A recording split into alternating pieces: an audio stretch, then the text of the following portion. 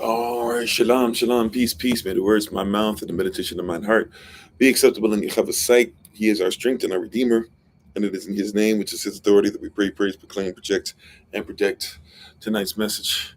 Aman. Hola, mi nombre es Kofi. ¿Cómo está? Bonjour, je m'appelle Kofi. Ça va? Ni hao. Namaste. Osaya Nikitawiya, Ohio. I see you. Manut, Wagwan. Kamsamida. Aloha. Ciao. Habarigani, Akwaba, Madase, Etese, Jambo, Mimini Kofin, in the Franco Katan and Wewe, Boker Tov, Boker Tav. I'm sorry, actually, not even Boker Tov or Boker Tav, but Barakalat Shemi Hava, I guess I said buenos noches instead of buenos dias, but anyways, Barakalat Shemi Hava, Shabache, Yahava, Yahasdel, Teda.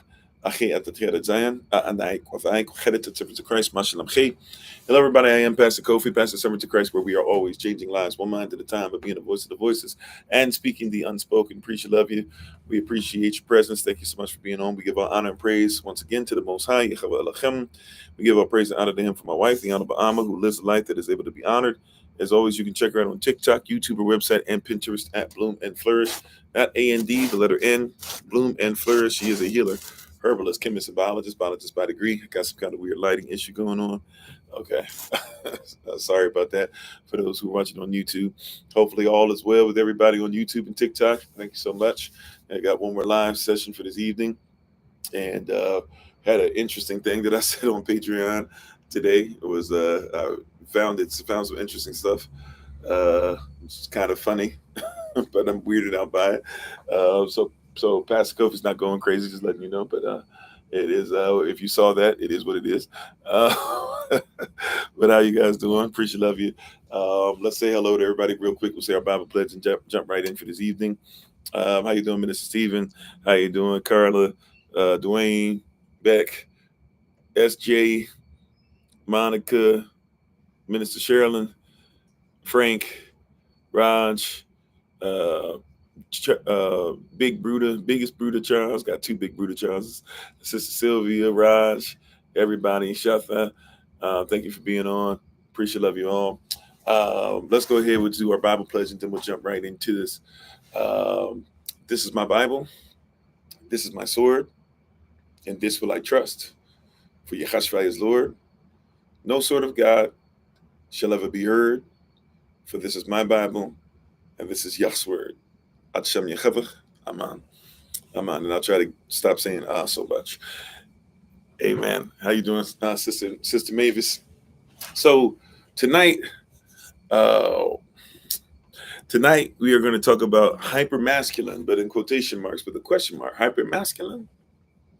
Right. What is this term hypermasculine? Now, I know we've talked before about toxic masculinity, and if something is toxic, right, it means it's no longer in its truest form. So really masculinity is not toxic, right? For example, even though I wouldn't say it's all the way toxic, let's say you have some kind of fruit, and the fruit is sitting there, you have strawberries, and the strawberries have been sitting a little too long, and it begin to ferment. We would possibly say that if it ferments a little long, if you drink too much of it, it might be toxic because it could become alcoholic, right? So is it truly the strawberry in its truest form? No. You have a bunch of sugar, you have a bunch of stuff that's been popping up in there that's taken over. Obviously, it's sat a little too long. And so now we wouldn't necessarily call it, we wouldn't give that strawberry to a child, for that strawberry is not in its truest form. A lot of persons might not notice, but for example, tomatoes. If you were to have a tomato or tomato, right, is something that is actually part of a howler family of herbs, of fruits, even. And if you were to eat certain types of tomato, they're actually poisonous. You shouldn't. However, if persons took certain tomatoes, bred them together, did it long enough to where you can eat it. So technically, the tomato that you eat, is it really a tomato anymore? More than likely, we wouldn't look at it that way. Well, tonight I'm going to kind of look at it, things with the same mindset and the same mentality regarding hyper masculinity. Right now, before we even get into the masculinity part, which I'm pretty sure most of us have enough information on to kind of get what that is, what that means, even if we don't have a 100% agreement on it, right? If there's not 100% agreement on what modern etymology claims it to be, especially depending on what your sensibilities are concerning it. How you doing, Shima? We would definitely say that when it comes to uh, hyper and hyper, we should know what that means. Hyper, right? When a person says, "I'm getting hyped," we kind of use that in different terms on the street or different things. How you doing, Sister Joy? But we're talking about hyper. Hyper means above, right? The levels are above. If we say hypo, right, the letters are, or the level is beneath. If you are hyperglycemic, right, your levels are too high. If you are hypoglycemic, your levels are in fact too low, right? Now, nobody really talks about hypo masculinity, which is a very interesting thing, right? If there's a hyper version of it, should there not be a hypo version of it? And what would hypo masculinity look like? Hypo masculinity. There's no such thing as hypo masculinity, but they say it's hyper. You got to catch what's going on in the system and these words that are used. If there's no such thing as hypo masculinity, right? If somebody's not doing things by a certain standard of a culture in which they say something is masculine, then how can there be something that's hyper? How you doing, Sister Deborah? Right, above versus below criteria, right? Like a hypocrite, right? There can be a hypocrite, a hypocrite that's above the criteria. There can be a hypo, or there can be a hypercrite, then somebody who's above the criteria. And then there's somebody who just is a crate or just at the criteria. That's how it's supposed to work. So we have to ask ourselves, what does hypo masculinity look like? If you're not masculine enough, is there a such thing? Because if masculinity, see, this is when it gets confusing, right? I don't know if you've heard such terminology and heard us talk about. I've never really talked about hypo masculinity. However, I'm led tonight to speak on it. How you doing, Sister Snett? How you doing, DJ Mabruk? Hopefully, I'm saying that correctly. If there's a such thing as hyper masculinity, then we got to look at what is hypo. See, one of the problems is here is there's no real connectivity to a culture when it comes to masculinity. It is something that has been used to simply say you're a leftist or a rightist, you're a liberal or you're conservative. If you have conservative views, then masculinity means one thing. If you have liberal views, but why is there not a view? Because in order for there to be a view, there has to be a recognition of something that is greater than just what you and I think. There has to be an agreement on something that everybody understands, everybody stands under. So for us in our culture, in our community, we have a standard for masculinity, right? That standard is Christ. That standard is Moses. That standard is David. That standard is Solomon. You see, King Solomon, so there's no confusion, right? And a house divided against itself cannot stand, right? So we have so many different verses. I'm not saying that you have to be a robot and that everybody has to be the same man. However, there are standards, right? In standards, there can be standards that this is too low, then this is the lowest of the standard, this is the highest of the standard, right? But then also means that there's persons who don't get up to the standards, those sound standards, those clean, lawful standards, right? So if there's hyper masculinity, we got to ask ourselves, what is hypo masculinity? Is there a such thing? A lot of persons will probably argue against that. Can there be a such thing as hypo masculinity? Your masculinity level is too low. In our culture, is there stuff? See, watch this. The sisters are telling us on one end, this is hyper. There's too much of this, too much of that, too aggressive. Always talking down. How you doing? But then on the other end, there's hypo masculinity. Oh, well, y'all aren't really doing enough. And why aren't y'all opening doors anymore? And chivalry is dead. And this and Salah. Can you see an issue? And the reason why There's issues because, see, I'm talking hypo. A lot of persons will argue if there's any of that because there's no actual sound debate that can be had when there's no standard for masculinity. How you doing, JoJo? Right? There's no sound debate. There's no sound argument. There's no clean, lawful argument that can be had because there is no such thing as this is what masculinity is. Now, I told you guys a little bit of this even happened when we came, not in the negative way, in the positive way.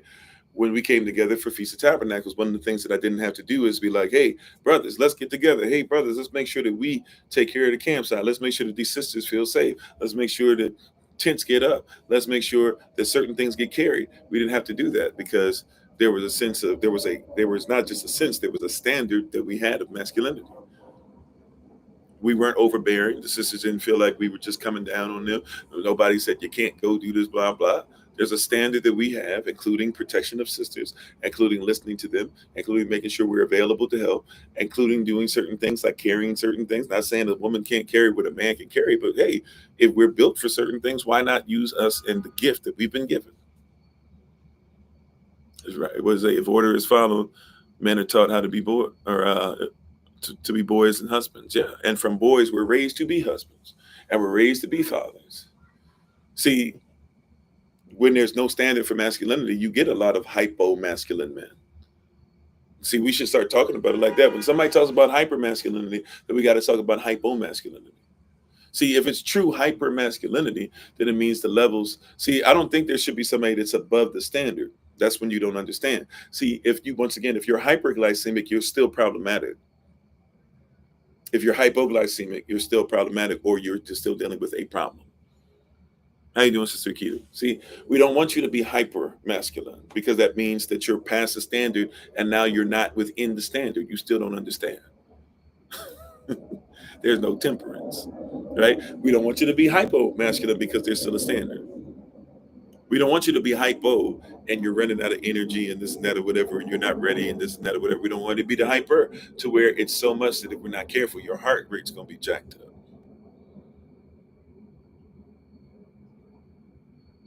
We don't want you to be hypo or hyper. We want you to be the standard, which is masculinity. So now we have to have a conversation about what is masculinity. See, because so many people want us to talk and so many persons want us to speak about our people as if we're supposed to go ahead and get into some standard that doesn't exist. First things first, what is the standard for masculinity? What is a boy? And how do they learn? And watch this, within our culture, within the way we are designed, within the amount of melanin and endorphins and the way that our synapses fire. And when you're talking about, I'm sorry, I'm having a moment here, where your melanin is created, the center. Everybody talks about it as the eye of Horus and chemetic stuff. Y'all know what I'm talking about, the center. Somebody help me out. Right. Where the melanin is, right? The center of the thing. I don't know. I'm having a moment here, but y'all, hopefully you know what I'm talking about, right? People try to call it the third eye, all that stuff. But basically the center, some people even think it's the center of the soul, right? Pineal gland, thank you, right? And you have your pineal gland and you have, right, and things of that nature that deals with masculinity. And somebody's hormone levels deals with masculinity. We literally can tell if somebody, even not just figuratively, but physically, are you hyper masculine? Levels are jacked up. Are you masculine? Your levels are on point. Are you hypo masculine? Your levels are too low. How you doing, Big Brother Thomas? How you doing, Sister Angela? I'm sorry, Sister Angela. I'm gonna try and reach out to you. I was trying to reach out today, but we had some stuff going on. I'm trying. I have a day off tomorrow. See if I can reach out to y'all before y'all get on the road. Right? But there's hyper masculine. There's hypo masculine. There's what? There's hyper masculine, levels too high. There's hypo masculine, levels are too low. But then there's the masculine, or what you might call that Goldilocks zone, right? Supposedly the earth is in the Goldilocks zone. It's just right. You take us too far, it's hyper. You take us too far the other way, it's hypo. But we're just right. That's what this, right? So if we're going to speak on hyper masculinity, then right, and if we're definitely even going to attempt to talk about hypo masculine, because nobody want to talk about that nowadays. But there is a such thing as not being, I don't know if I'd even say man enough, but we use the term masculine enough. And I'm not talking about man enough as far as, oh, you're not tough enough, oh, you're crying too much. No, I'm talking about, right, what is some of the things in our culture that a masculine man does? A masculine man provides for his family. Matter of fact, the Bible declares, the word declares what? It says that a man or a husband even, right, that will not take care of his family, that will not take care of his wife and his children is less than an infidel. Not only are you hypo-masculine, but you are hypo-infidel. You're not even on the level of infidel. Think about that. We should be able to talk about these things, but we can't because persons get so offended. But there are certain levels of masculinity that you should be aspiring to hit and should be able to maintain for the rest of your life. It doesn't mean that you stay the same. It means that you grow, but your level of masculinity, it's something that Yah has created you to be. That's a gift. Said hypermasculine man or with fake breasts or hypermasculine as a man on steroids with thousands guns and appetite for destruction. Could be. That could be hyper, depending on the context, right? But I'm saying we don't have a standard. How you doing, Minister Samela Ray? So I agree with you, bro. I'm also saying on top of that, there's a standard. And nobody wants to talk about a stand. See, look, it's not even attractive to use such terms. You don't want a standard man. Why wouldn't you want a man that holds a standard and stays under the standard? They make you feel bad about that. How you doing, babe? My wife is on the Honorable Bahamas. Always check her out on TikTok, YouTube, her website, and Pinterest at Bloom and Flourish, not A-N-D, the letter N. Bloom and Flourish. She is a healer, herbalist, chemist, and biologist by degree. Praise Yah. Thank you, babe, for being on. Love you very much. See, if there's a standard masculine, if there's a standard for masculinity, then there's hyper masculinity and there's hypo masculinity.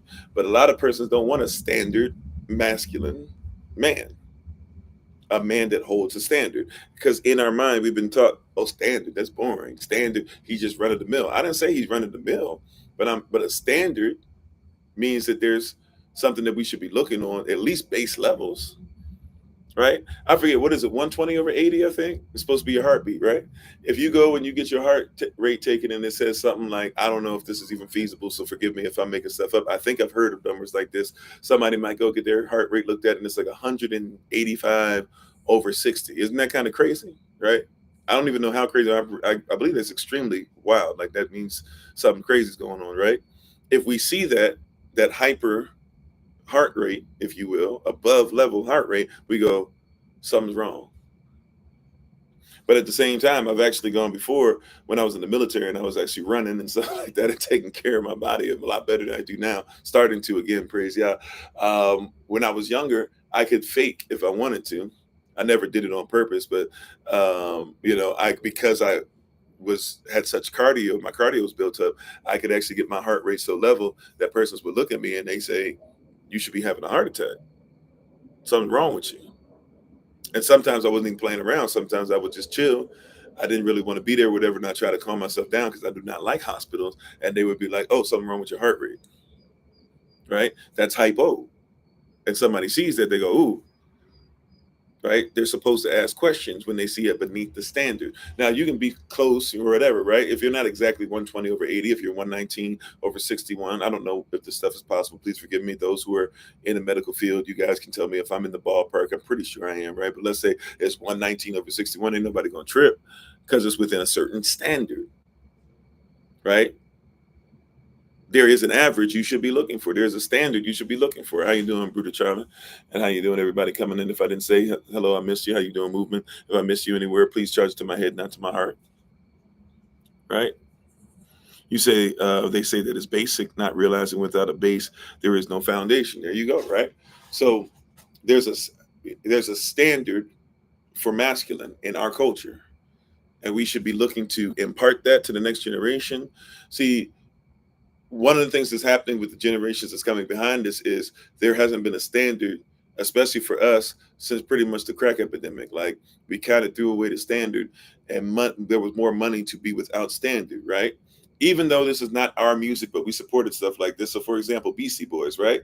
You got to fight for your right to what? To party, right? Y'all remember that? But what is the standard for masculinity in that? Right? Look, my mind's playing tricks on me. Great song, Ghetto Boys. Right, this year Halloween fell on the weekend. Me and Ghetto Boys was trick or treating. Forgive me, I might forget some of the words. Something like robbing little kids for bags. Till this old man got behind our rags or something. So we speeded up the pace, took a look back, and he was right before our face. We was in for a squab, no doubt. So I swung and tried to take him out. He was going down. We planned, but this wasn't no ordinary man. He stood about 6 or 7 feet. Now that's the creep I be seeing in my sleep. Right, I can't remember the next part. So I something dropping him. Some beams on him. The more I swung, the more blood flew. Then I disappeared. Then he disappeared, and my boys disappeared too. Then I just felt like a fiend. It wasn't even close to Halloween. It was dark as depth of the street. My hands was all bloody from punching on the concrete. Oh man, homie, my mind is playing tricks on me. Question: what's the standard for masculinity? Like I still have it ingrained in my brain. I don't have all the lyrics, but I'm pretty close. That's the last one, right? That's the last verse. Everybody remember that song? Right, great song, great beat at least. But what's the standard? Right? We the persons we look for. Ice Cube wasn't even a gangster, right? I had to say it was a good day, right? Today I didn't even have to use my 8K. I got to say it was a good day. What is the standard for masculinity? See, if you said what we did is we got rid of this a standard because it was standard to be a father. We got rid of the standard. I mean, we want to keep going. Matter of fact, Biggie was putting out songs as much as we put up Biggie, and Biggie got a great flow. But Christopher Wallace, Biggie, right? Jamaican, raised by a Jehovah's Witness, all that stuff you wouldn't think. But Christopher Wallace, forgive me, I'm not going to say all the lyrics, but Christopher Wallace was out here putting out lyrics talking about that girl, you look so good that I'll give fellatio to your father type stuff. Now, what's the standard for masculinity? You talking about Diddy? I mean, it seemed like he went hand in hand with Diddy. If you read more, listen to some of y'all ain't really paying attention to Biggie's lyrics. You just like the beat and you don't realize what's going on subconsciously. Biggie Smalls got lyrics in there talking about, before he starts songs, talking about doing, how can I even say this without getting in trouble and without losing my version of masculinity as far as not delving to the level of repeating some of these things. He got songs, I don't know if this is Life After Death or the other one, where he's literally talking about defecating on a girl because that's what she wanted. What's the standard for masculinity? Is that hyper? Is that hypo? How do we even know if there's no standard? Right? I mean, that's wild. When you look back and listen, you're like, I don't even remember him. Yeah, he was saying stuff like that. Pac didn't even want to be Tupac. Tupac read books and was trying to figure out how to be better as far as thinking and stuff like that. Pac was trying to get revenge on all those that wouldn't accept him when he was an intellectual. So he said, I won't be an intellectual anymore. I'll be I'll be an educated nut.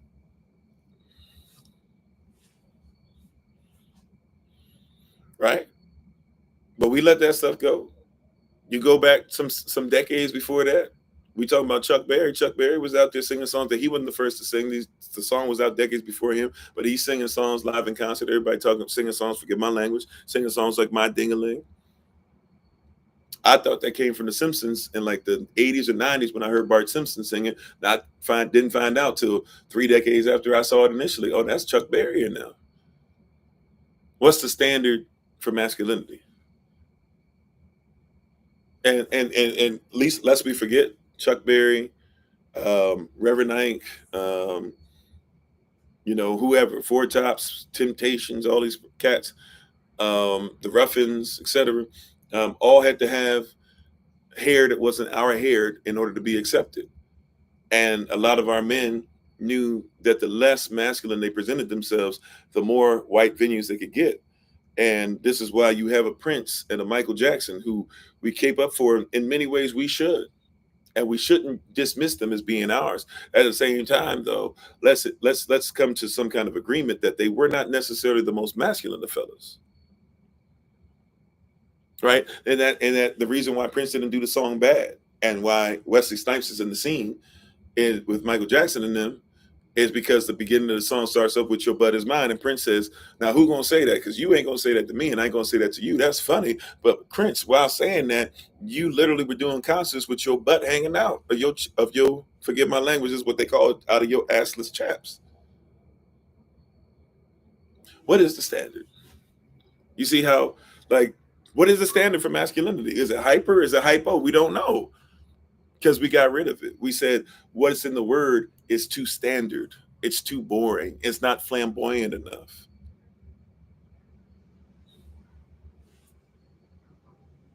It's interesting. A lot of persons have crushes on persons that don't even mess with women.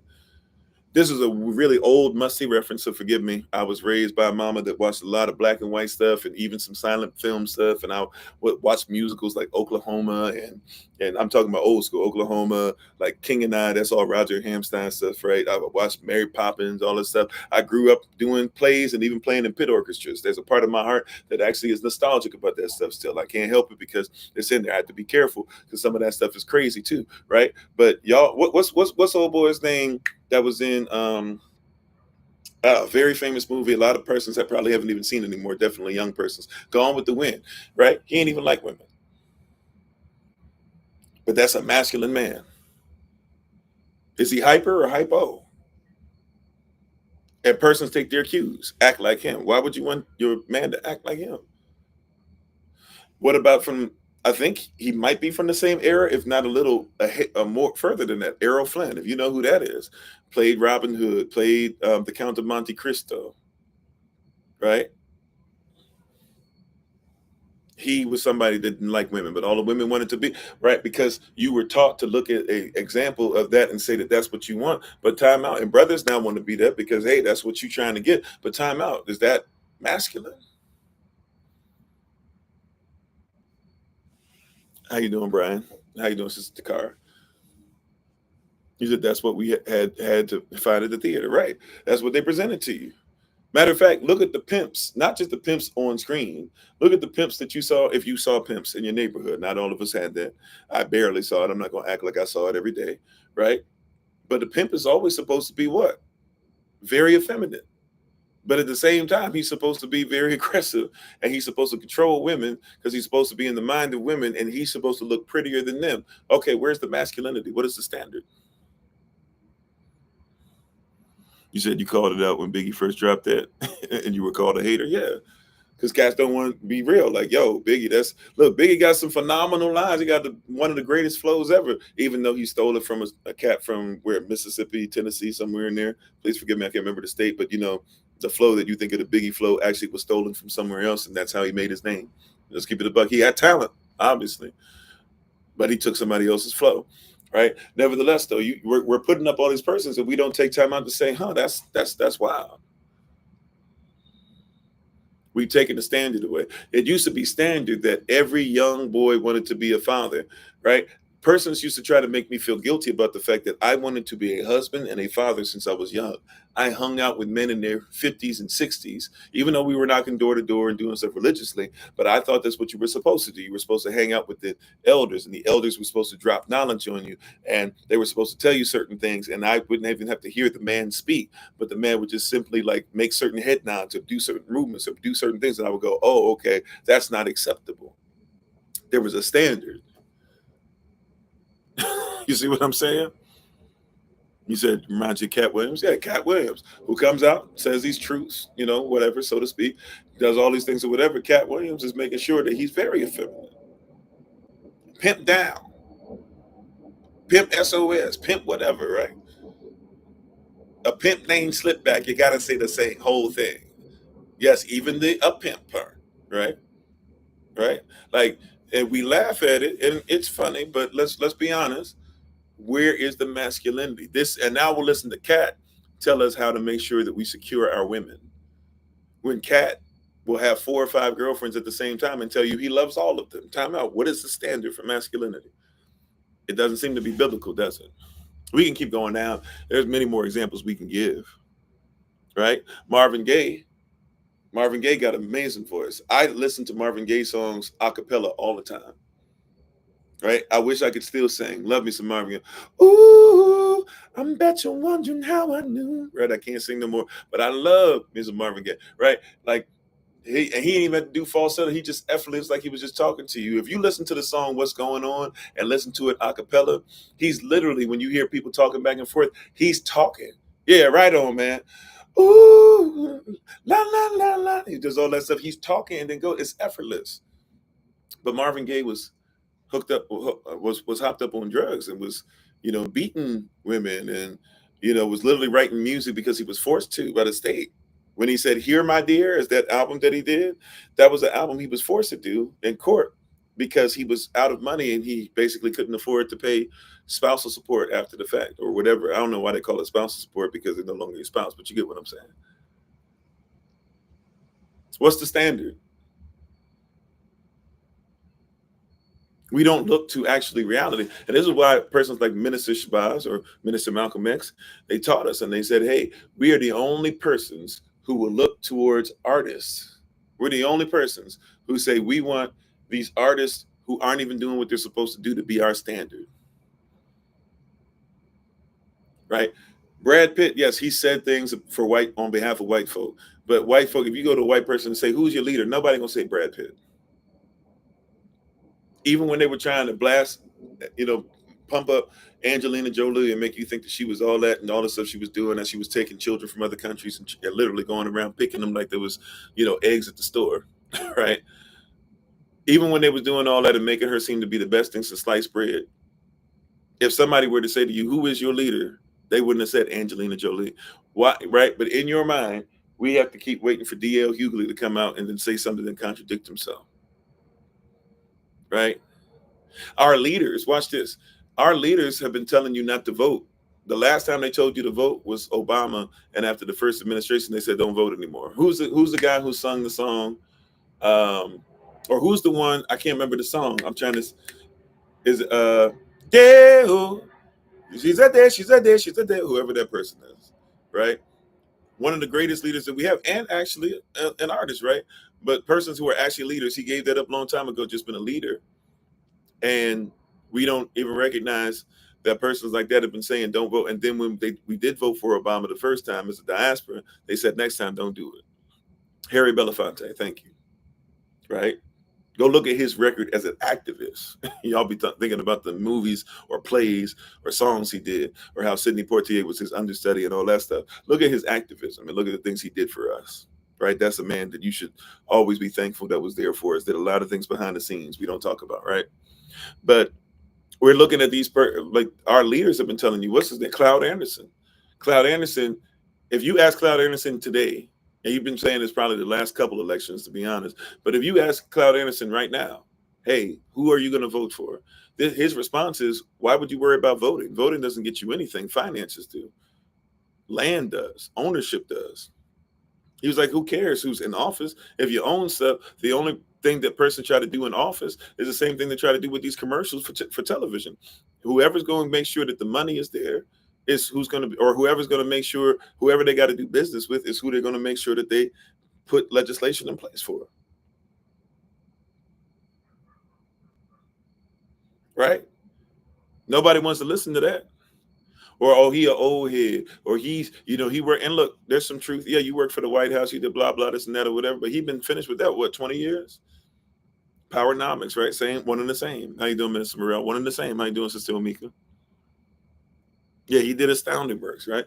And so we don't recognize, right? What is the standard for masculinity? We don't have a standard, right? Matter of fact, we were talking about this.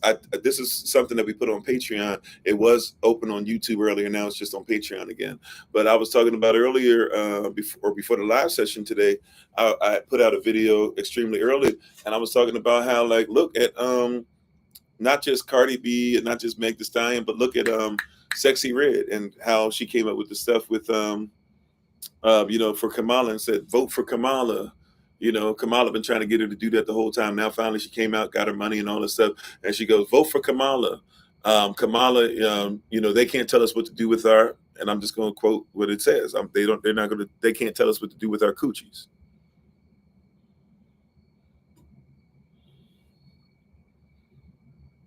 Right. So what's the standard for masculinity? Because if somebody says something, is he hyper masculine? Is he toxic? Because he would dare say, now look, you have no right to ultimately force anybody to do whatever they want to do with their stuff. They got to figure that out for themselves. But is it hyper masculine for me to say, respect your garden? We talk about guard your gates. How about guard your garden? Let no seed be planted that's not of Yah. Is that hyper masculine? Is it hypo masculine because you're not man enough to be able to make sure? These are things that persons used to say all the time. You can't handle my sexy. You can't handle my sex appeal. You're intimidated by me, right? You can't handle the masculine side of me. No, like everybody has masculine and feminine tendencies, but masculinity, as far as especially physically or even what a position is in the kingdom, there's certain things he's supposed to. Your husband is supposed to be able to say, babe, I don't think we should do that. Right? Just like a wife should be able to say, babe, I don't think we should do that. Your husband should be able to say, hey, if I'm going to protect the family, I'm asking that at least, even if we don't do exactly what I'm saying, hey, we got to put out a plan because it's hard for me to protect when we're doing this, and it's outside of what it is that I'm called to do and what I'm created to do and what I might even have the ability or capability in this moment to do. But is he now hyper masculine because he's too much? Is he hypo masculine because he's not man enough to handle you? Or is he masculine? But once again, what is the standard for masculinity?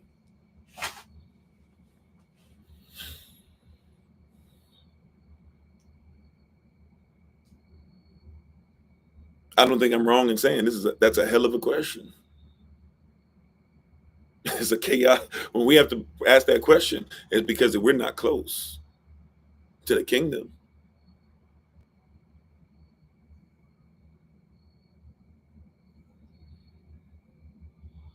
Is it masculine to lie about who you are? To see if a woman will listen to you or see whatever, to test her? Some people say that's masculine. How you doing, Brian?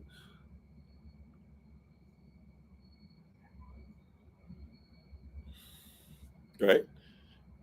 Hyper masculinity. We can't talk about hyper masculinity until we first have a standard for masculinity. And then we have to be honest. If there's going to be hyper masculinity, which is out of order, right? The body, if it's hyper something, it's out of order. Well, if it's hypo something, then it's out of order. How you doing, Sister Mignon? We got to have a conversation. We got to make sure that we're dialed in. What does the word of Yah say about Yahweh's sons? The sons of Zion look like what? They act like what? They present themselves as what? They love as what? They live as what? What is masculinity?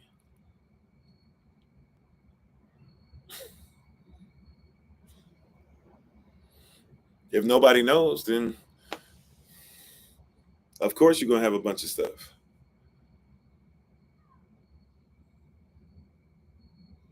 They love like Christ loved the assembly, sure, and gave themselves for it, right? But then they also teach, they instruct, they give, like, right? They are supposed to make sure they present like Yahashua once said, they're supposed to present their wives unto themselves. That's masculinity. Not coming against you, by the way. I hope it doesn't come across as that. I want to make that clear. Right? Right?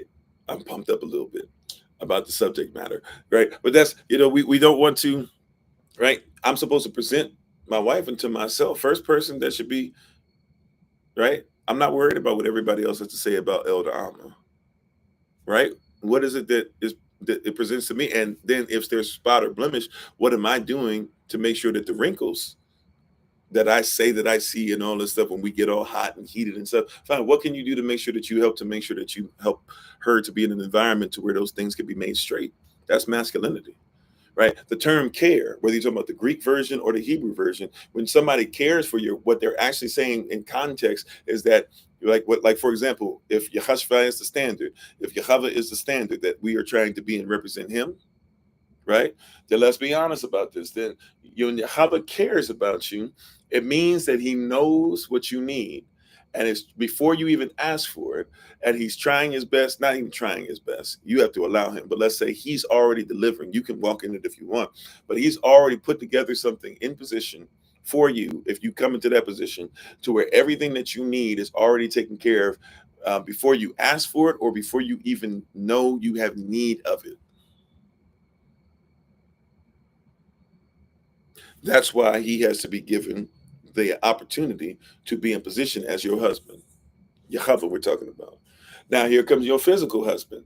I'm not saying he's Yahweh. However, if he is the man of Yah, or if you trying to even so-called sisters train him or help him to be what you want him to be, okay.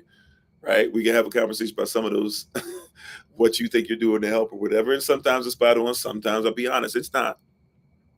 As you're trying to help him, though, right? What are you doing to help put him in the position to where he should be able to be in a position to take care of your needs and care for you as if he can take care of your needs before you even know you have need of it or before you ask? He will not be perfect in that because he is not Yah. But what are you doing to help him to be in position to where he can actually show you out of the gift that Yah has given him, that mustard seed we talked about earlier this rising. Thank you for the love, babe. Right? That mustard seed that you have given. What is it that you're doing to allow him to be in position to ensure that he can begin to make decisions on an eternal level to make, because he loves you not just for now. He's trying to help you to prepare for your eternity. Yes, you must work out your own salvation, but the two of you are one, and he's trying to put together an environment that will help you to not only be greater today, but and be greater tomorrow, and be greater when you guys have death do you part. But he's trying to create an environment that allows you to work out your salvation for eternity. What is being allowed for him to do that? Now, if you're in a relationship with somebody and they can't handle that or do that, you should have to ask yourself, why did you get in it in the first place? If you're married already, you're married already. You got to figure this out. But if you're somebody who's looking for a husband, I'm trying to help you, sister. This is biblical. Look for somebody who's qualified enough. See, a lot of persons, married persons, they aren't even qualified enough to listen to, or they're not necessarily thinking anybody is qualified enough to listen to. You got to figure that out, especially if you believe, because a lot of y'all will tell me, Yah gave you this man. Well, if Yah gave you this man and you go ahead and deny the gift that Yah has given you, then you got to go ahead and tell Yah why you don't believe in what Yah says. That's your faith in your works. Right, but we got to have a standard. How you doing, Sister Sabria? How you doing, Sabrina? We got to have a standard for masculinity. Is it hyper masculine or hypo masculine? Is it too masculine? Is it not masculine enough? We can't tell because there's no standard. Salah.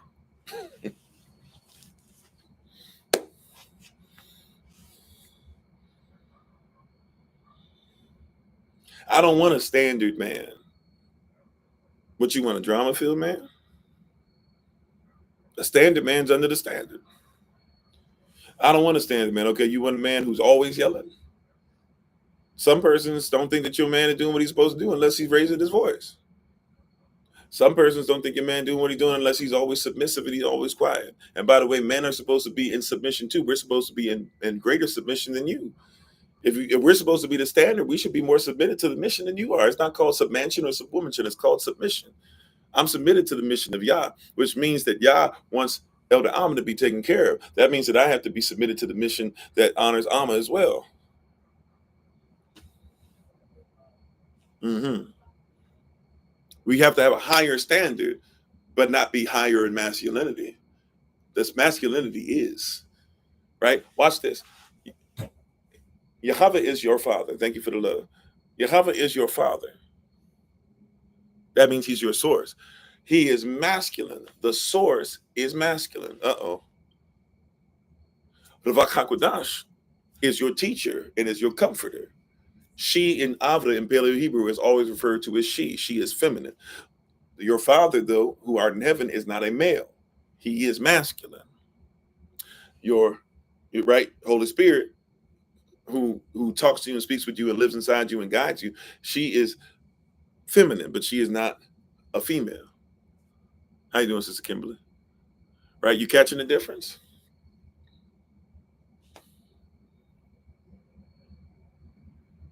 Masculine is eternal, therefore, because Yah's not going to become more masculine. Yah is, was, and forever will be. So he won't become more masculine. He is that he is, so to speak. He's not going to become a different version of masculinity. He is masculine, and you love him because his masculinity doesn't change. Uh-oh. Come on, can't define like that. That's come on, right? Right? Let's come on. Stay with me. So I feel it in my shundo. Somebody didn't like it, but that's okay. We're gonna make you shake again. He Yahweh is masculine. Your father, Abba, is masculine. He's masculine and he doesn't change. His masculinity should not change. You love him because he doesn't change, including his masculinity as the source. If his masculinity changes, then he would lie, because he is not a man that he should lie, nor is he the son of man that he should confess. He doesn't have to. He doesn't have to confess something different or become one with something different, because he doesn't change. You know what? He don't even change. He don't get up. He don't get too high. He don't get too low. Yeah, he doesn't get hyper masculine. He doesn't get hypo masculine. He's supposed to remain masculine.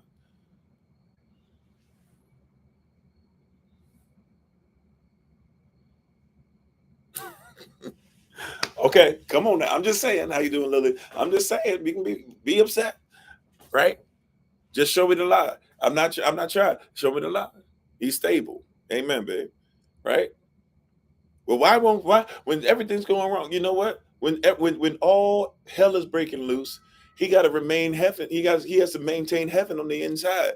Then when everything is all right, he can go ahead and go into a corner or go to somebody and say, "Man, that was tough," and start crying too. But in that moment, he can't be hyper masculine, be so aggressive, be so this and that he does something crazy, and be so hypo masculine that he's coward. And cowardice shows up. No, we have to ensure that in that moment, masculinity is. It doesn't change. Watch this. The more testosterone he has, the more he gets to go to the gym. The more, even if you watch his sports, you know why men like to watch sports? Not just play sports. They like to watch sports because their testosterone levels rise. And when the testosterone level rises, it means that he's actually calm. If you want to see a guy that's going to cheat, now sometimes they do take testosterone in certain ways, but for certain different things that we think. But if you want to see if somebody's cheating, right, with performance enhancing drugs and different types, usually they'll be using products from animals, and they'll be from female animals. They'll give them estrogen and things like that, because the estrogen is what makes him aggressive.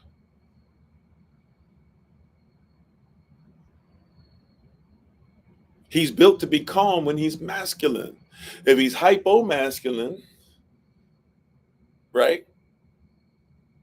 If he's hypo-masculine, low testosterone levels, high estrogen levels. If he's hypo-masculine, he gets aggressive.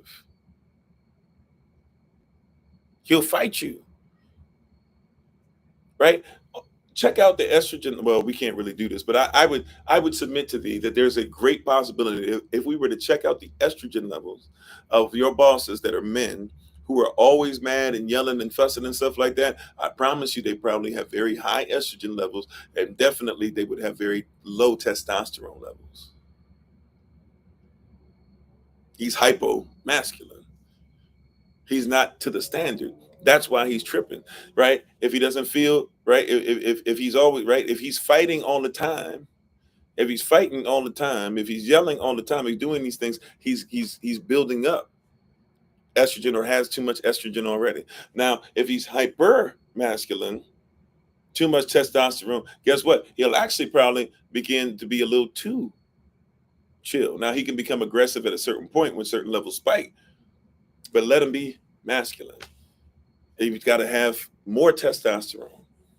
You'll hear sisters argue. I'm not even talking about SOC, I'm talking about in general. You'll hear our sisters start talking about these men and their hormone levels and testosterone and stuff like that. And brothers will, every time brothers hear that, whenever a brother hears, "Oh yeah, you more of a woman than I am. You always with drama, this and that or whatever." Like, and if you have a spouse, if you have a brother, if you have, I'm talking about even a blood brother, you got a cousin, somebody who's male, please don't say that to him, because you know what you just did? Basically, you just caused him to get more aggressive.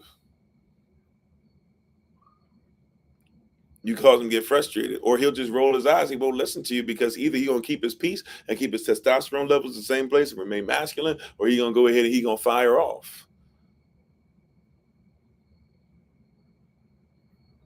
Right? But when you have no level, or you have no consistency for what is actually masculine, what is the standard?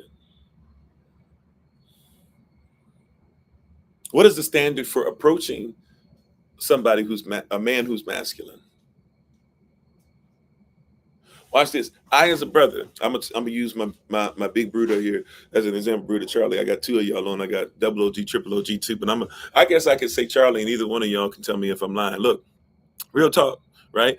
Minister Stephen, you can keep me honest on the other end, and Brother Dwayne, y'all on the YouTube end, the two Charlies, y'all on this end. Any brother really, y'all can step up in, but I know that I can go ahead and y'all ain't gonna take no offense, and really ain't nothing to take offense to, right?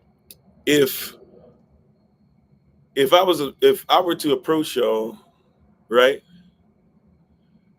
If we had there's certain things that I would never say because I know that we would have to fight, right? There's some that don't comprehend that about men. I'm telling you straight up. There's certain things, especially if there's tension, that I would never say to them because I know there's certain words that once we say it, even if we love each other, we'll go back to loving each other after we fight. But you say certain words to a man, we got to fight. And because we have a lot of kingdom men, what happens is a lot of persons know I can say this to him and he not gonna fight, he not gonna strike me, right? But there's certain things, that's triggering. You say to a man and he will punch you in your face. If you a dude, right? I'm gonna see Bruder Charlie in a matter of days, right? And if I slip up and say certain things to him, he will probably knock me out, and then he'll scoop me back up and say, "All right, bro, you all right? All right, don't say that no more, and we can sit down and chill out." Right? And we go back to being friends. But in that moment, you might need to take a seat, Pastor, because you done said whatever. Let me go ahead and knock them teeth that you had infected. Let me knock them out real quick. All right, and then let's get you back up, and we'll pray that we can put the funds together to put them back in your mouth. Big Bruder Charlie did that. My eldest bro, he said, show you right. You got that other cheek full of teeth. Yeah, them weak teeth they gone now because you felt like you had to step up and say something, right? But that's real. We gonna hug first, amen, right? How you doing, Sister Crystal? I'm just saying, right? Like there's certain things. Okay, for example, I can be mad or you can be mad at me. Matter of fact, we might even be like in each other's mug, in each other's grill, whatever, right?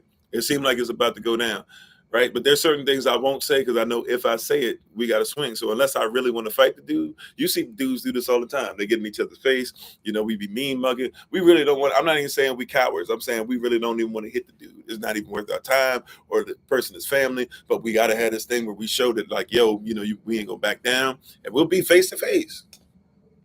But we know, don't say this. Don't talk about their wife, right? Don't do that one thing that brother has been made fun of. Don't say it in this moment. He's been made fun of that since he was 3 years old. Don't make fun of him in that regard because you say that in this moment, you're going to have to be ready to fight,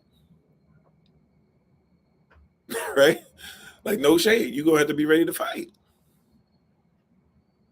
He ain't picked up his weapon. He ain't throwing hands in 17 years, but he still got that thing ready. That you say the right thing, he'll pull that thing out. He might not fire off on you, but he'll pull it out and hold it at his waist just to remind you, like, no, don't let the smooth taste fool you out. There's a time that I wouldn't allow none of that, right? He like, you see what I'm saying? But there are persons who, because there's no standard for masculinity, there are persons that go, well, since they live by the standard, I'll try to go hyper masculine. I'll go to a place that's above. I'll push those buttons or whatever. And really, you have a man that you should be thankful for because you have a man that has self-control, or not even self-control. He has temperance. He's governed by something greater than himself because his flesh used to be like, oh, you want to say that? Whatever. Okay, let's square up. Yeah, that's a throwback. Don't let the smooth taste fool you. There used to be, yeah, look, I've told y'all before, I didn't even speak that well at one point. That's why I talk so much now. I love to speak because part of me is surprised that I can articulate and have cold conversation and teach for this long. Right. So I love it now. I'm excited when I can keep on going and going and going.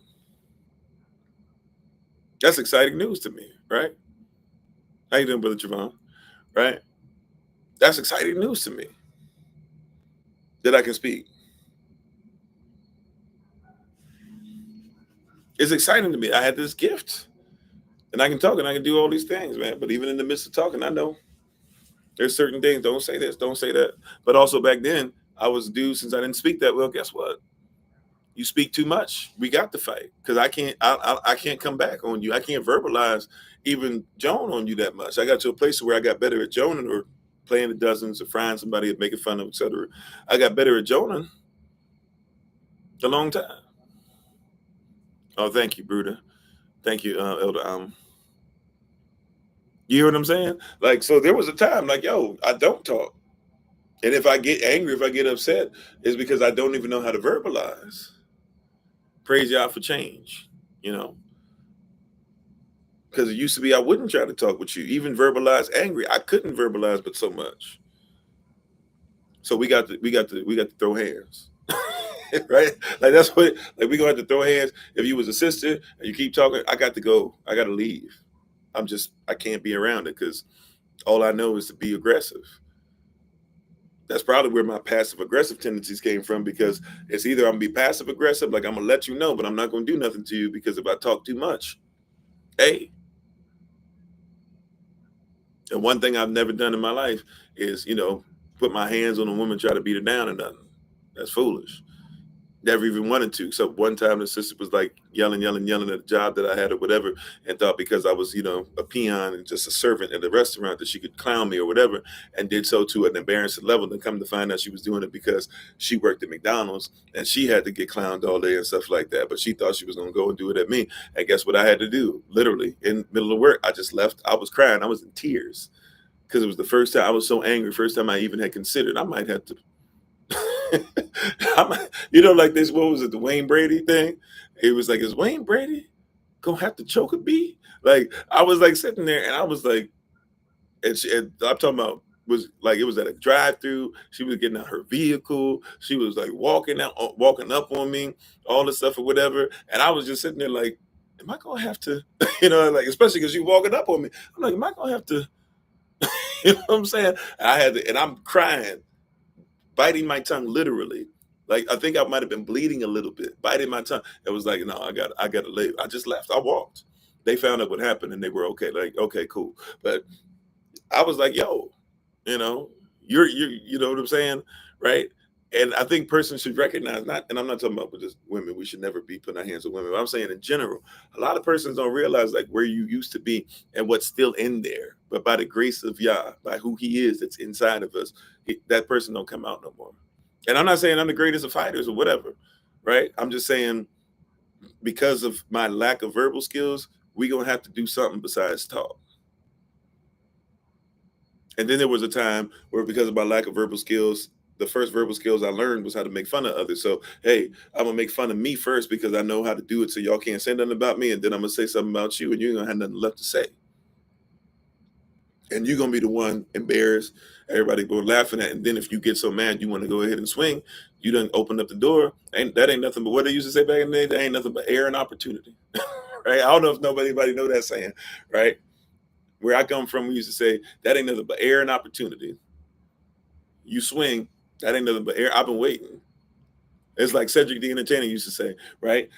Forgive me, white so-called white folk. I'm not talking bad about you. Cedric the Entertainer had a joke, and he said, when they get to the performance, they go, oh, I hope that nobody's in my seat, right? I hope. But he said, we wish, and I used to be on that time, and I didn't hope, I wish a mother would be in my seat. Right? I wish somebody would today. We say sayings like today, right? How you doing, Sister Judith? If I get frustrated, I'll be walking around the store, and people at the store be doing crazy stuff towards me or whatever, and I say that still to this day. Today. If you want to find out, I just let them know. Like today. Right? I got time today, right? But that's not a great example of masculinity, is it? So even how we talk to masculine men, for example, what is a masculine conversation like? I don't think a lot of persons have even observed two kingdom masculine men having a kingdom masculine conversation. A lot of persons have never really heard that.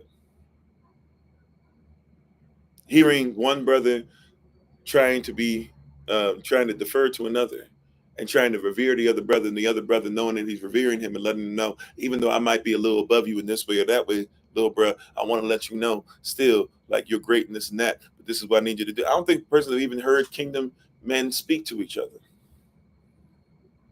That's not even something that people are raised around nowadays. Brothers who are about the betterment of the other brother, who would die for their other brother and still loves the other brother enough to say, while I'll die for you, I'll correct you. And I'll correct you in love. You said you've been in this awesome, yeah, Black Rose, right? Seeing two intelligent brothers with proper EQ, what's called EQ, right? Or E, or even EI, emotional intelligence, right? Excuse me, is what I meant, right? Two men that will cry on each other's shoulders. I know sisters who have seen me hug Solomon and kiss him on his forehead and say, "I love you, son," and be like, "You guys do that?" Like, but see, I was raised in a household that wasn't done. So a lot of persons would be like, "Well, y'all don't." But I realized, like, no, that's not a typical thing. Somebody hears that and doesn't, and is quick to pause. This, that, no, no, like that's my son, right? Yahashua was there, and John Yehochanan was in his bosom. It said that he was the disciple who Yahashua loved because he was always around and he was the youngest, and Yahashua would always embrace him. He was always looking for hugs. He was always right up under him. Hey, bro, what's this? What's this? What's this? Right? Genuine love. David said this when Jonathan um, ends up dying at the hands of the Philistines. David says, "No woman," and see, somebody would be like, "Pause, pause, pause." And I play the pause game sometimes too, if I be honest. I'm being honest. I'm still a child sometimes, right? Every once in a while, I play the pause game. Forgive me, right?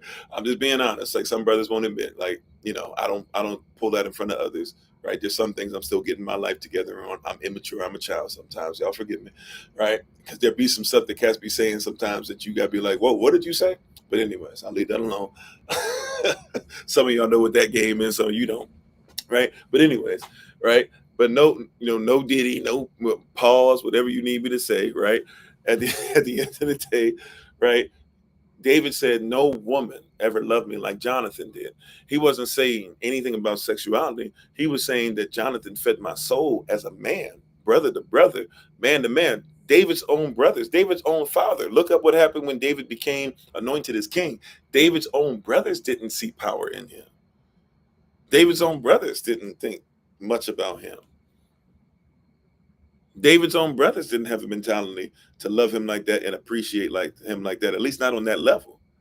But he said, when I met Jonathan, Jonathan fed my soul on a level that no woman could. Not because a wife can't do better than a man. There's obviously the wife is on a greater level. He wasn't saying that. He was saying there's a slot in my life that only a brother could fill. There's a slot in my life that his own father, who he knew was evil, was trying to off him. And even though he knew his father was evil, he still had to reside with his father because that's his father. He even lost his life because of his father. He was there protecting and fighting with his father to the end. At the same time, though, he made sure he protected David because he knew David was the king that the Most High put on the throne. Only a brother from literally from another mother whose father is trying to off you, but the spirit of Yah is in him so much that he says, "I will not allow my own father in his evil ways to go ahead and mess up what Yah has put in place in you." The love that he showed, right? He said when he finds out Jonathan has lost his life, he says, "No man," he said, "no woman ever loved me like that."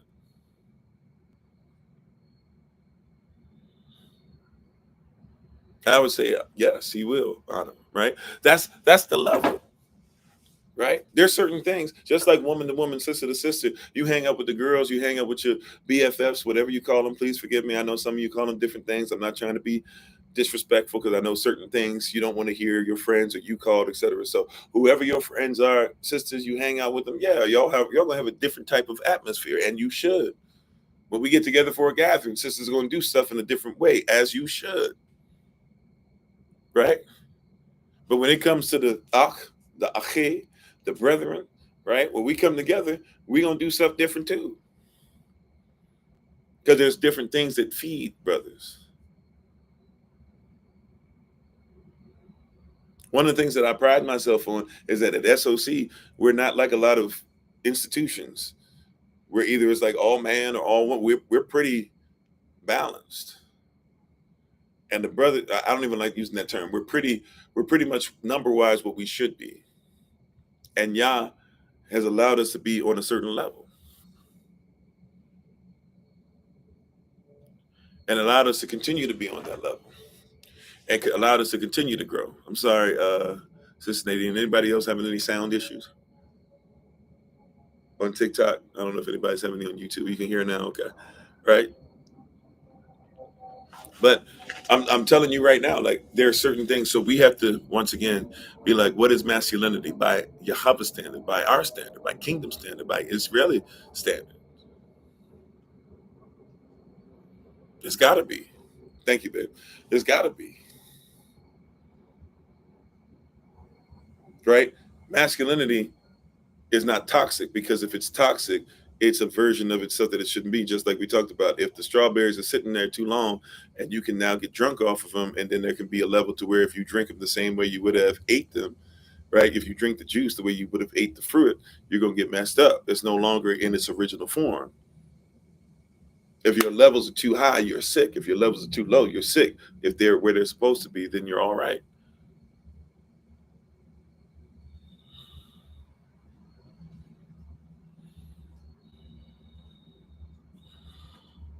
Oh, 10, 5, 6, 5. Amen.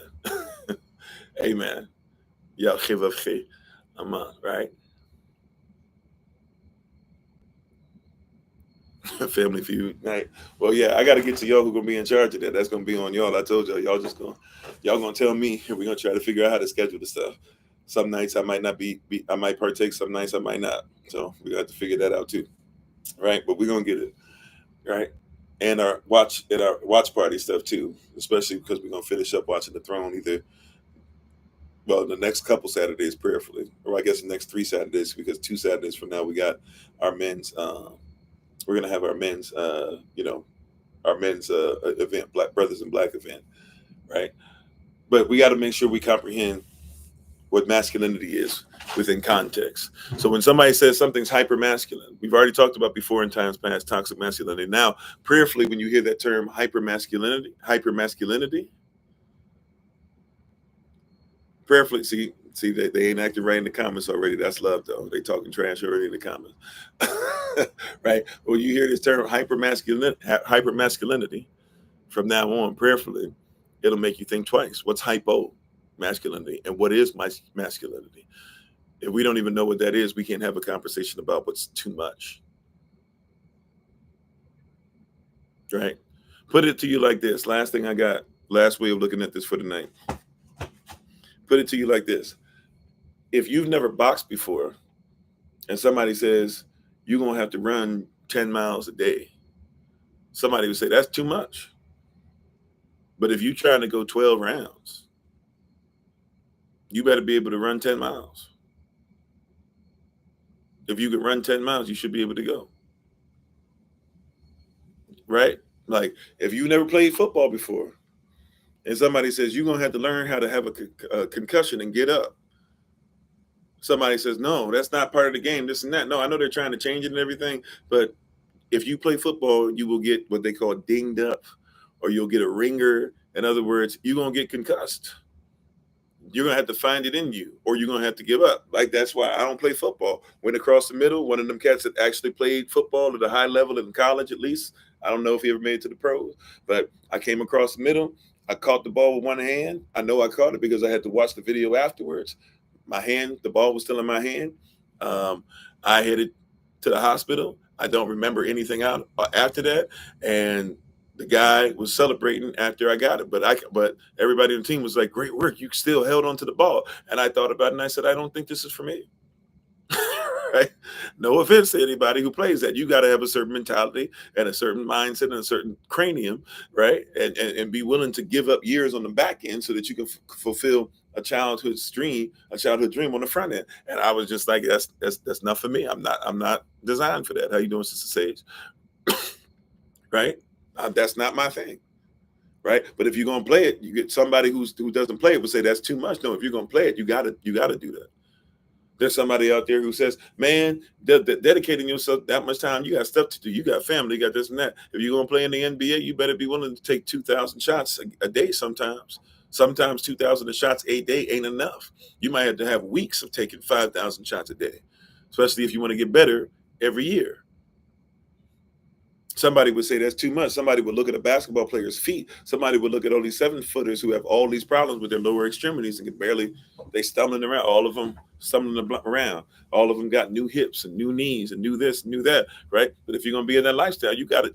It's a must. I'm saying all it to say that we can't have somebody who's outside the game, somebody who's outside of Yah's will, outside of the kingdom, telling you and I what kingdom masculinity looks like. It shouldn't be hyper. It shouldn't be hypo. But the only way we hit that Goldilocks zone is to make sure we're in the middle. If you ain't played this game, if you ain't walked in this, if you haven't been baptized in the name of the Most High, if you haven't gone through that string of stuff to where you have to have him strip you down and do this to you and do all these things or whatever, if you haven't been humbled yet, if you haven't had to walk a certain way, then this might not be the conversation for you to have. In our culture, masculine men do masculine things. And when we see cats that are masculine, we call it out. Now, let me be very careful. I don't leave it there, right? For educational purposes, especially. I'm not saying that if I see a cat that's not masculine, that I dog them out in front of everybody. But real talk, if I'm seeing somebody that's against our culture, I start talking to the brothers and being like, yo, you see that? I don't even got to have a long conversation. They look, they say, yeah. If the brother comes over and he's doing some stuff that's not righteous, we'll still dap. We'll still say what's up. We'll feed him if we need to. We'll clothe him if we need to. We'll hug him if we need to. Right? But real talk, we're not going to go ahead and let him come into a place where we start changing what masculinity is.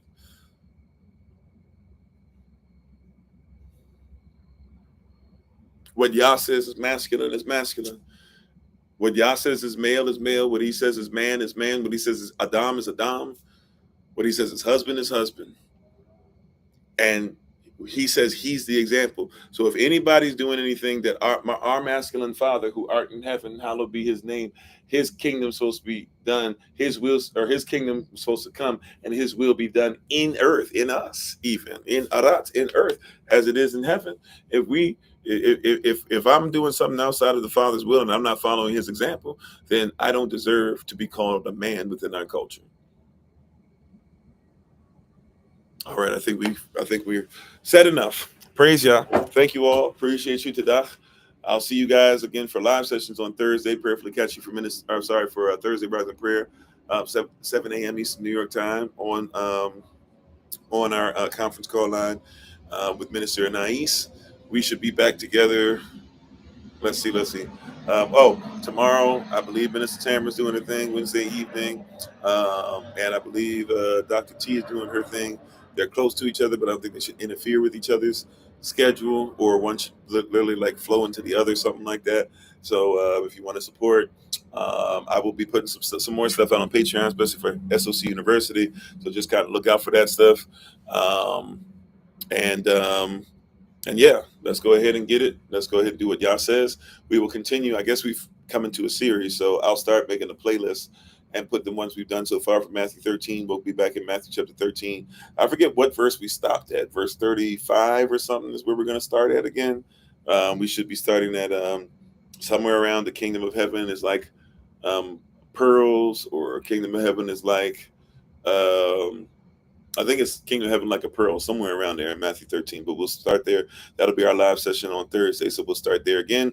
Ministerial staff is the first Thursday of the month coming up. So we will make sure that we meet for our ministerial staff meeting. I believe that's going to be November the 7th. And it should be at 6:30 p.m. Eastern New York time. And then Saturday, we'll have all of our regular scheduled stuff in place. We're finishing up stuff, so hopefully we'll have the newsletter. We're once again waiting on information from me. But the website has changed a little bit. We should have some dates for next year, prayerfully by the end of this week on the website. I will try to update the dates for next year, so you should be able to see literally, prayerfully by the end of the week, all of our stuff scheduled from like the men's meetup all the way through December 31st of 2025. That's the goal. And then we'll be finishing up the calendars very soon. So we'll start taking orders for that.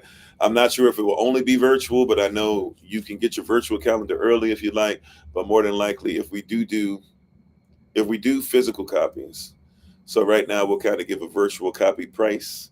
But if we do physical copies, we'll have to charge for sending the physical copy as well. Especially, it's just two of us, and right now we kind of do it as I was explaining earlier. That's money that we use specifically for not just SOC, but also for the Ofori household. So that's why we kind of work it out the way that we do. But if you'd like to kind of start thinking about that or recognizing that, let us know. Also, this Saturday, we are right before we do the watch party.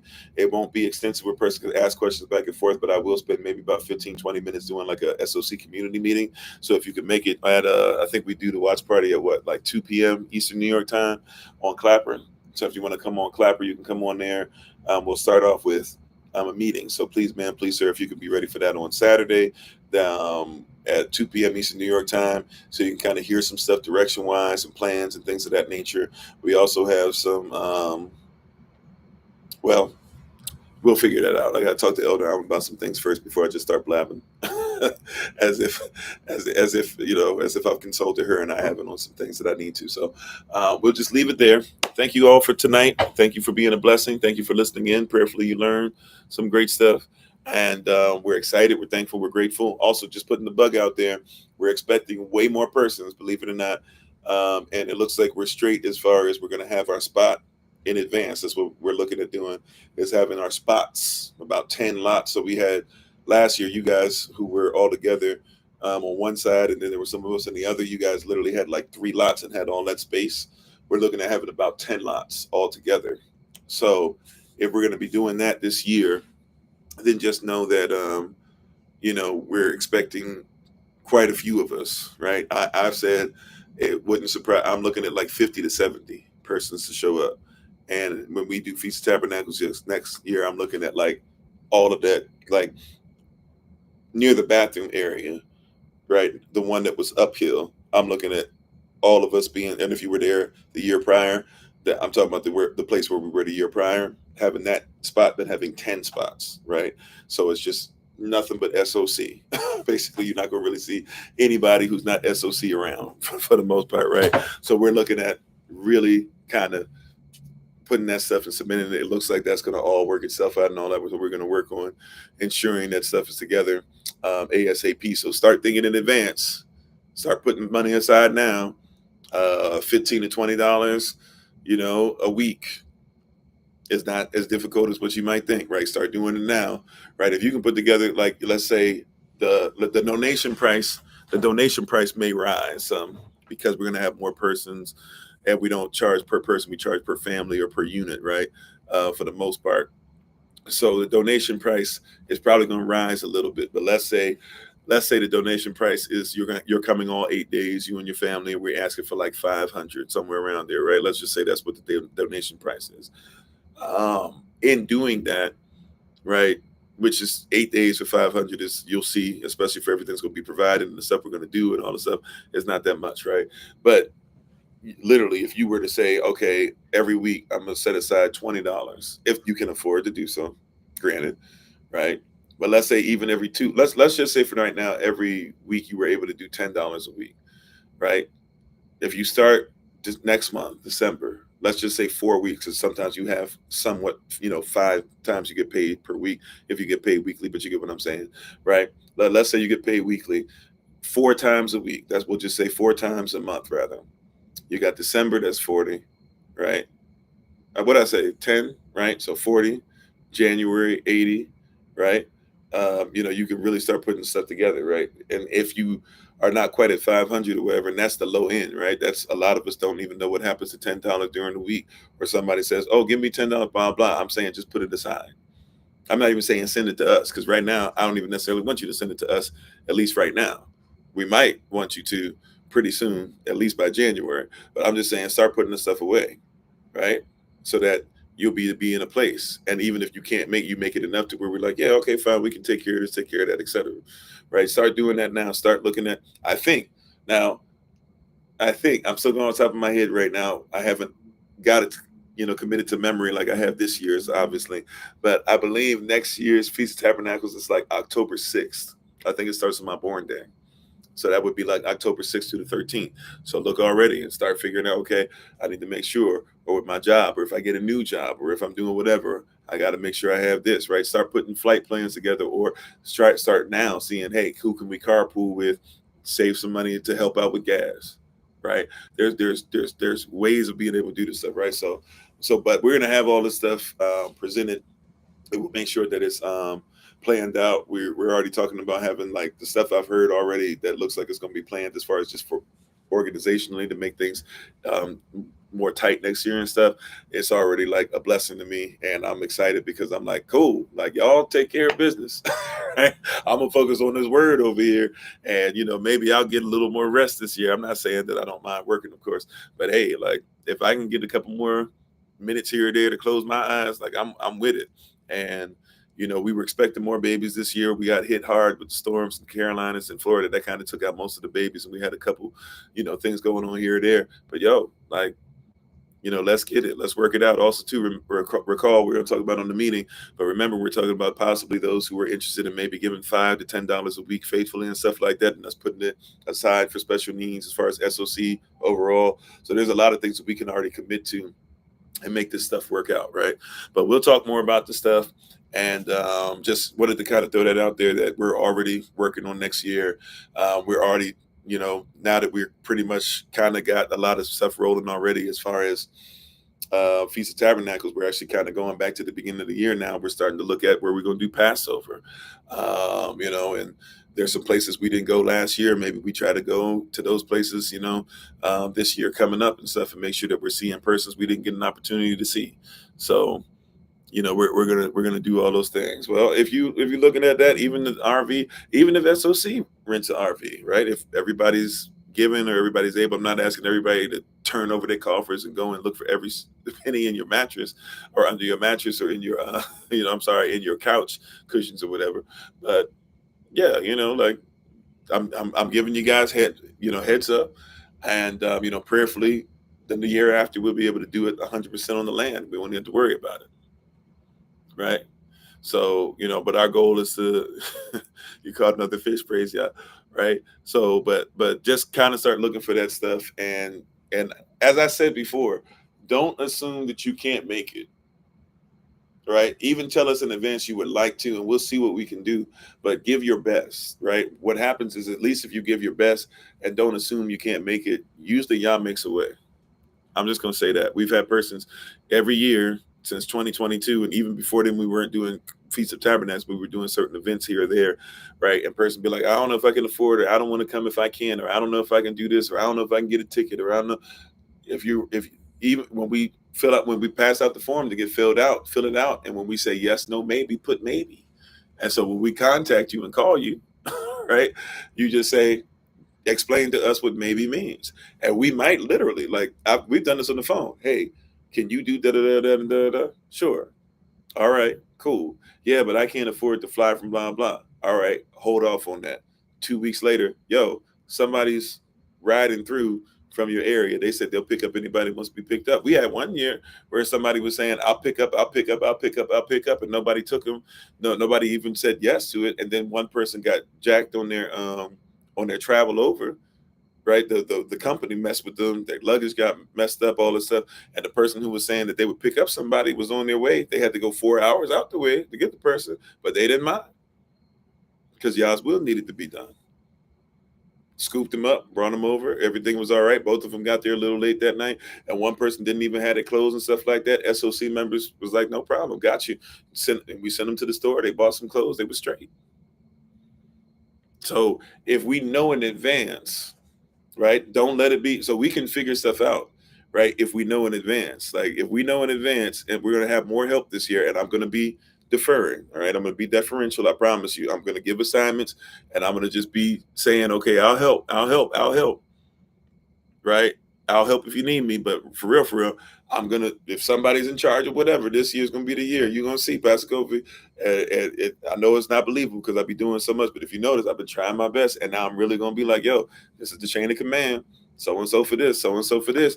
Hey, Passover's coming up. So and so supposed to be up. Don't contact me. Contact so and so. Hey, Feast of Tabernacles coming up. Don't contact me. Contact so and so. Hey, we're gonna meet up. Hey, have you guys been meeting up? Hey, Philly group, have y'all been conversating? I'm coming through. Somebody should be in charge enough by this point to be able to tell me, yo, yeah, we can go ahead. We're gonna do this. This we always meet here anyways. You see what I'm saying? Like, this is not just virtual. It's what reality.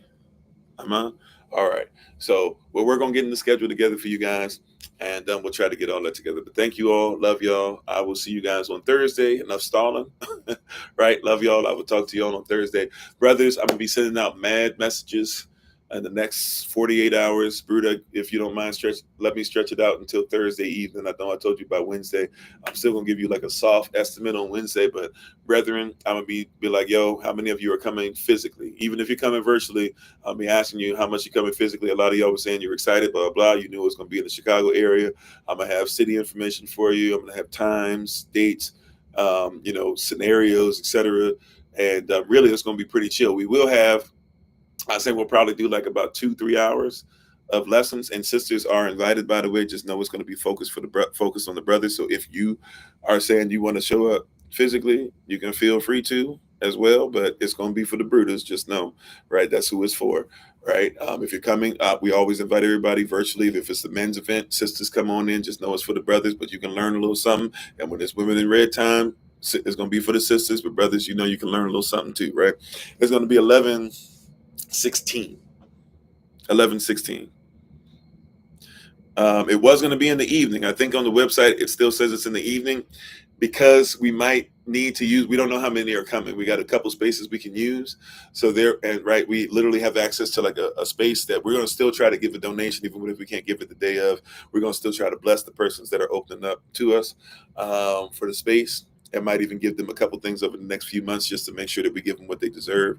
However, we already have 2 spaces that are on lock. So that's not even a problem, right? We already got somebody handled it, said, yo, this is a scenario if there's only a few of us. Here's a scenario if there's a lot of us.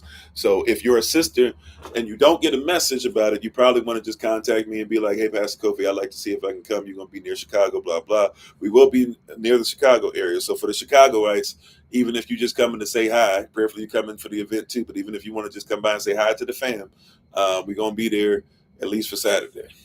Right. So prayerfully we get a chance to see you, and you can meet some of the brooders, and you can meet some of the persons in the area and all that stuff. Okay. So we're looking at, but we're trying to make that happen ASAP. All right. So brooder, give me one more day, and I'll have some more information for you. Brothers, I'm going to be texting, emailing, possibly calling, whatever, but I'm going to make sure that we have a number, or at least I have an estimate. I'm going to give Bruder a soft estimate tomorrow, but by Thursday evening, I need to give him an estimate, and that's what we're going to plan for. And if we get extra, then I guess we just have to figure it out on the fly. All right. But we'll probably do the event on Saturday. We'll probably make it like about 2, Bruder. Sounds all right. And we'll maybe do like 2 to 5. And it'll just be like some straight up teaching. That'll be more than likely. It'll be like straight up teaching, a little break maybe for getting some snacks and stuff here or there, or whatever. But we'll probably just do straight up teaching. So just be ready for that, and we'll have all that together. All right. So I can tell you the city. I believe the city. Bruder, correct me. I think it's Matteson, right? Matteson, Matteson, Illinois. If you haven't seen stuff popping up in different social media, it should be 100% finished, and all the places, everything should be popping up by tomorrow. But I think it's Matteson, right? Okay, it is Con. So Matteson is the area we're looking at. There might be now, the 2 different areas are not exactly in the same place, but if you get to Matteson, we'll give you some cities and hotel that should be able to help you to get from one to the other, whatever the case might be. Right. Also, too, just a little something to let you guys know who are still investing in Bitcoin and stuff. And we told you to hold on to your stuff. If you have, or if you haven't, I don't want to break anybody's heart. Bitcoin is up to 72,000 and something now. Y'all remember we were saying hold on, but we was teaching that and doing all that stuff. Teaching in food, praise y'all. Right. Bitcoin is up to 72,000 now. And remember, they told you the estimate is probably going to be the persons who make all the money and got all the Bitcoin told you that it's probably going to get up, at some point to being like something like 200,000 per coin. When it gets up there, then that's when maybe you want to start selling it. Unless you just want to go ahead and make a bunch of money. So it's not, so if you want to wait till it comes down again, because remember, it's the most fluctuating one, it's probably going to go all the way down again. Maybe it gets to 40,000, maybe it gets to like 30,000, who knows? You might not want to risk it, but be bullish on it when it goes down, because whatever you're putting in there, it's been showing itself that, yeah, it's a graph. It goes up, and then it goes down, but then it goes up further, then it goes down, but then it goes up further again.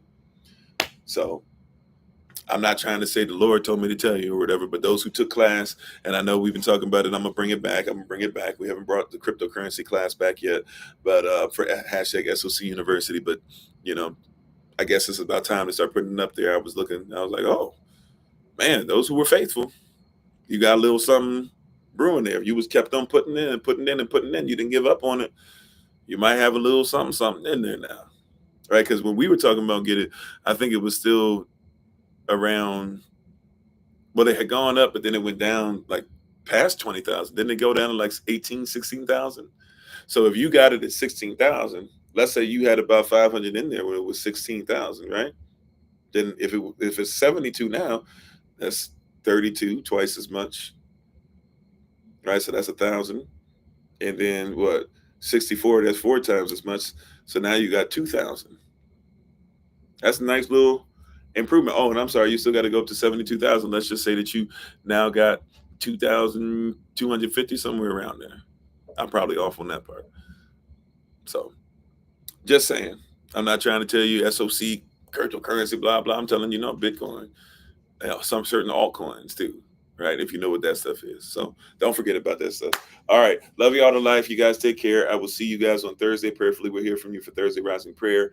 And brothers and sisters, if you like to, because I'll be putting on social media, but brothers especially, I'll be trying to focus on reaching out to you all. And as a reminder, we were able to be a blessing. Thank you guys for sending money. We sent a little bit to Sister Iska's daughter. We still got to send some to Brother Dwayne and Sister Beck. We are going to do that. I haven't forgotten about y'all. Literally trying to see what we have and where it is and make sure I'm counting everything correctly. And it's not going to be the only one. We were able to send some stuff to some of the families in North Carolina. I've checked in from time to time, especially with the new number. I can't say I've been faithful, but we checked in from time to time with some persons from Florida. And so far, everybody's been saying they're fine, they're straight. If they need something, they'll let us know. And at least everybody we heard from recently. I know some of you haven't heard from me in a little bit. And then we were able to help a couple other persons who were in need. So just letting you know that you guys have been doing great and doing wonderful things. Also remind us, Sister Iska's daughter might be performing somewhere. And those SOC members who would like to attend, she is in North Carolina. So if you're in the Carolinas and we get some information on if we're able to get information, I think it's if she's going to perform or something like that. But if she does end up performing and you'd like to go ahead and support an SOC child, please come out in full force and do so. I think that'd be lovely to do. It says Deja registered anywhere. I don't believe so, but I can get you her information. And I think just text her, just say, hi, this is Minister Tamara.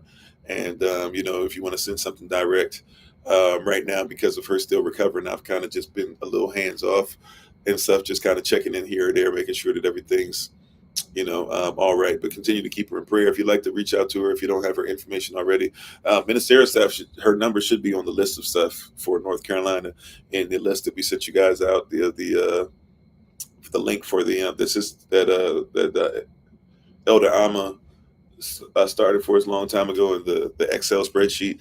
You should be able to find her there in the North Carolina region, or if you want to put it in order, starting at the C's for Clark or whatever it is. But you can be able to scroll down to North Carolina. You should be able to find her and, contact her, text her. This is the same number I'm using. All right. Love you all to life. You guys take care.